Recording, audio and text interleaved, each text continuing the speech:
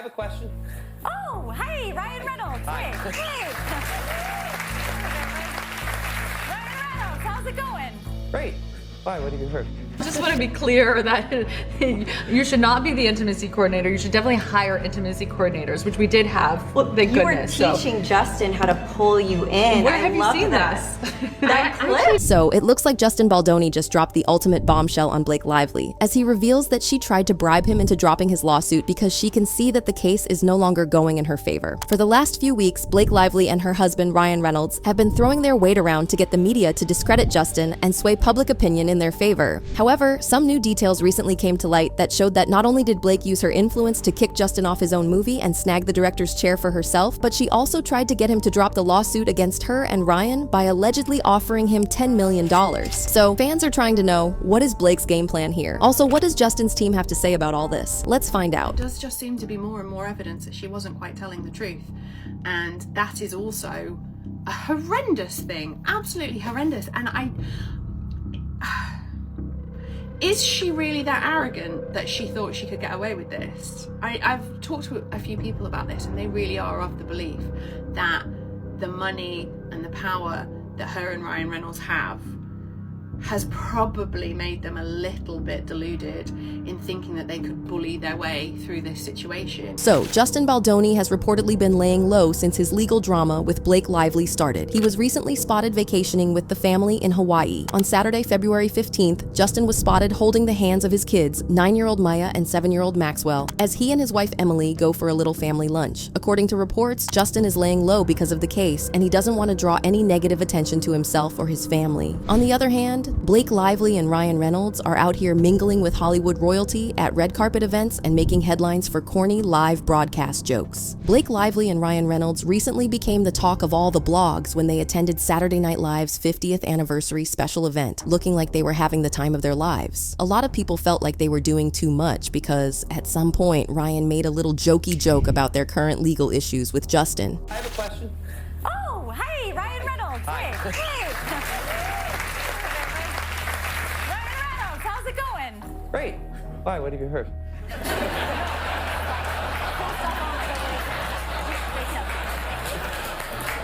See, in her lawsuit against Justin, Blake claimed that she was suffering severe emotional distress because of everything Justin put her through while they were on set. She has also been going around claiming that Justin started a smear campaign against her, and because of that, she has become kind of like an outcast to the elite society. But from her appearance on SNL, it doesn't look like she's facing any serious backlash like she's claiming she is. Sure, there are some people online who have been saying things about her, but online talk doesn't always translate to real life. And in Blake's case, it doesn't look like it did. But that's not the worst of all. Ryan faced some serious backlash after his little joke about the whole thing because a lot of people felt like he was making light of a very serious situation. I mean, apart from all the online gimmicks and stan wars, the truth is that this case is so serious that it could ruin the lives of the people involved depending on how it goes. So, a lot of people feel like Ryan joking around about it is very insensitive. But here's the kicker. According to sources, Justin Baldoni's legal team is not about to let Ryan and Blake get away with that little stunt. An insider revealed to Page 6 that Justin's legal team is planning to use Ryan's joke as part of his defense. They said, "It's very plausible that Justin's legal team will use this public outing to defend him," adding, "Justin is taking the lawsuit in all seriousness and isn't making a public mockery out of it." The insider also revealed that people in Hollywood think Blake and Ryan attending the SNL 50th anniversary show was not a good look. They think they should have sat this one out. Now, obviously, nobody is saying Blake and Ryan need to pause their lives or go around looking depressed because of a lawsuit, but being seen happily mingling with the biggest celebrities in Hollywood when you're supposedly in emotional anguish over the things you claim were done to you is not exactly a good look. But sit tight because it gets much messier. Allegedly, Justin just dropped a bombshell filing in court exposing Blake Lively for offering him $10 million to drop the case against him. And this isn't just your average out-of-court settlement either. According to sources, Blake offered Justin this money as hush money, so he wouldn't reveal some damning evidence he has against her, which apparently is his next step in court.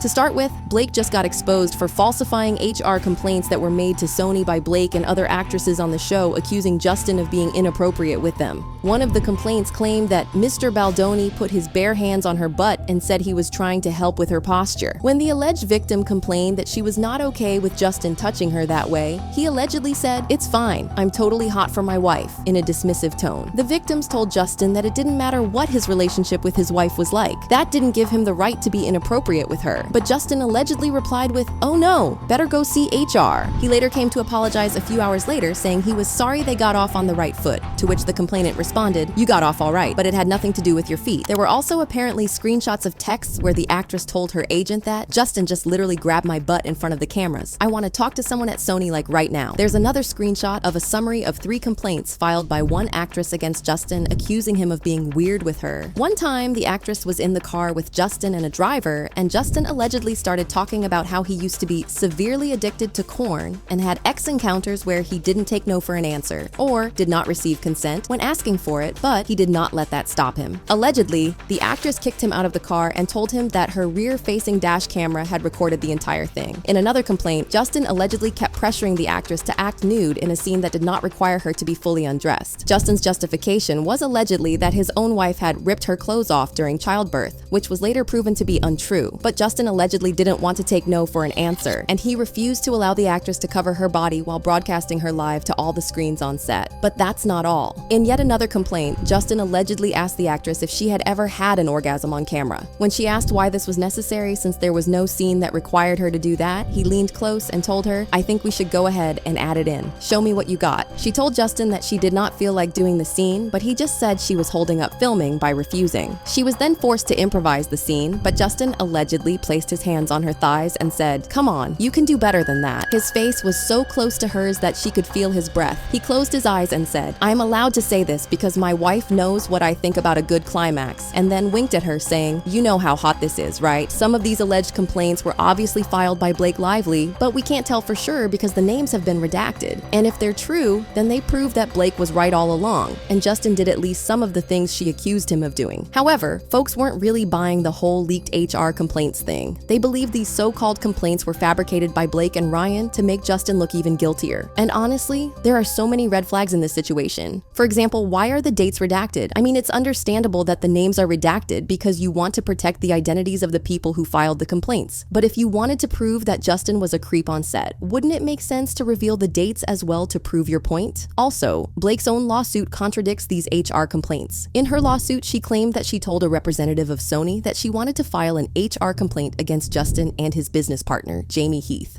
However, the Sony rep told her that Sony was not responsible for receiving HR complaints and rather she should contact Wayfarer, the studio responsible for production. So if Sony wasn't even receiving HR complaints to begin with, where did these ones come from? Then there's the fact that Blake didn't actually include this in her original filing. If you're accusing someone of doing something so horrific to you, and you literally have proof that you have been complaining about the person's behavior for a long time, it just makes sense that you would add it to the lawsuit to increase your credibility. But releasing it now after there has been so much backlash already just makes you look sus. There was a Reddit post that was posted in August of last year. Blake Lively went to Sony Studios and said, if you don't go for my cut of this movie, my version of this movie, I will go out in the New York Times and accuse Justin Baldoni of harassment.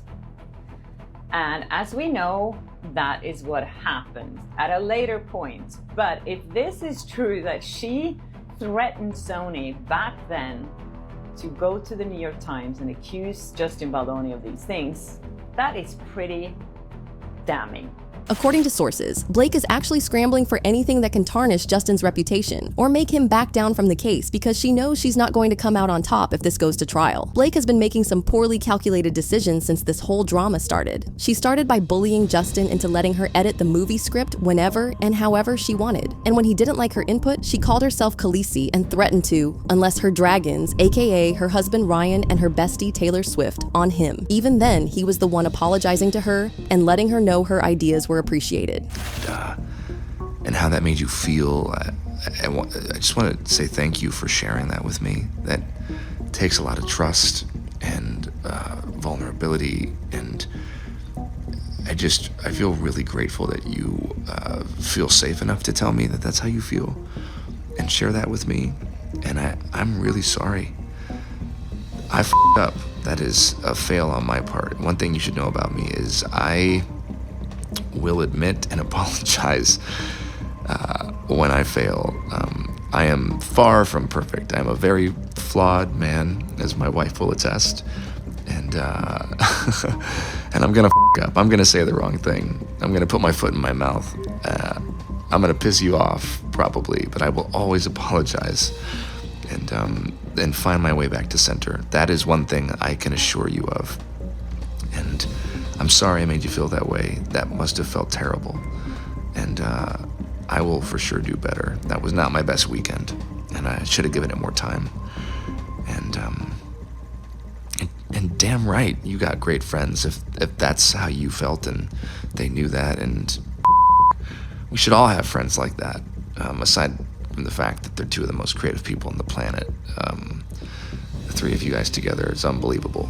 Talk about energy and just a force, all three of you. As if that wasn't messy enough, Blake allegedly started plotting to kick Justin off the movie entirely by going behind his back to talk with Colleen Hoover, the author of the book, about making a sequel. In fact, there are rumors that this whole lawsuit is a plot to tarnish Justin's image and kick him off the director's chair, because that's the only way Blake can get the rights to make a prequel or sequel to It Ends With Us. As you guys probably know, Justin owns all the movie rights to the book, but if he's found guilty of something as serious as workplace SA, those rights revert back to Sony and Colleen Hoover, which then makes it easy for Blake to buy them. But that wasn't all. Blake claimed that Justin started a smear campaign against her, and yet she was the one who went to the New York Times with all the details of the lawsuit before it was filed and made them publish a propaganda article against him. I think we can talk about some things now that he has filed his complaint and his suit against the New York Times.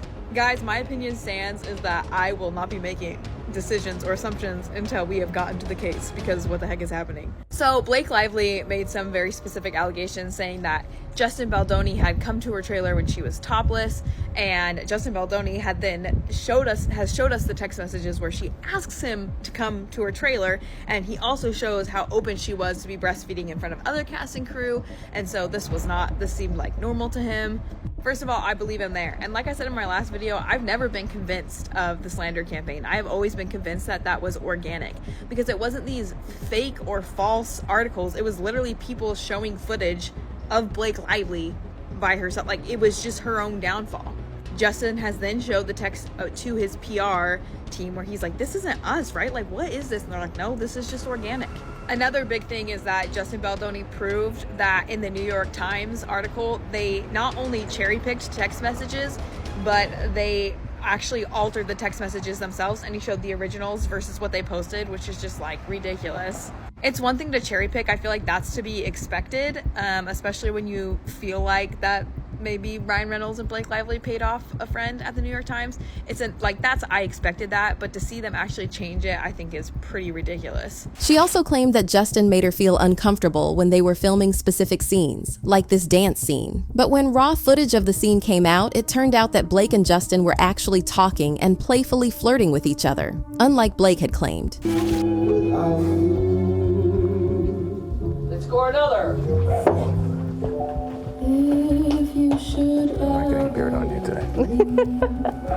I'm probably getting spray tan on you. It smells good. Well, it's not bad. It's my body makeup. According to Blake, there was no intimacy coordinator, and Justin made her feel uncomfortable while they were filming certain intimate scenes. But here's Blake herself admitting that she decided to be the intimacy coordinator for the show. I just want to be clear that you should not be the intimacy coordinator. You should definitely hire intimacy coordinators, which we did have. Thank goodness. You were teaching Justin how to pull you in. Where have you seen that. this? I actually just saw it too. It was on Instagram yesterday, I think. Yeah, I mean, I think that, romance is really important. You're supposed to, tell a story well. In his lawsuit, Justin claimed that there was actually an intimacy coordinator, but Blake was the one who chose not to work with them. Baldoni was forced to meet with the intimacy coordinator alone and relay any suggestions to Lively separately. Notwithstanding Baldoni's reluctance, he and Lively would later sketch out scenes together without the intimacy coordinator. As part of these creative discussions, Baldoni and Lively sought to personalize their characters and, in doing so, engaged in conversation about their individual experiences. Blake would also allegedly insist that Justin come to her penthouse house to write X scenes together. If she was so uncomfortable working with him, why would she invite him to her house to work on explicit scenes without the intimacy coordinator? At this point, it just looks like Blake is trying to avoid facing the consequences of her actions. She was the one who started promoting her hair care line during the promo of the film. She also promoted her new alcohol beverage line while promoting a film about DV, knowing fully well that alcohol is one of the things that encourage DV.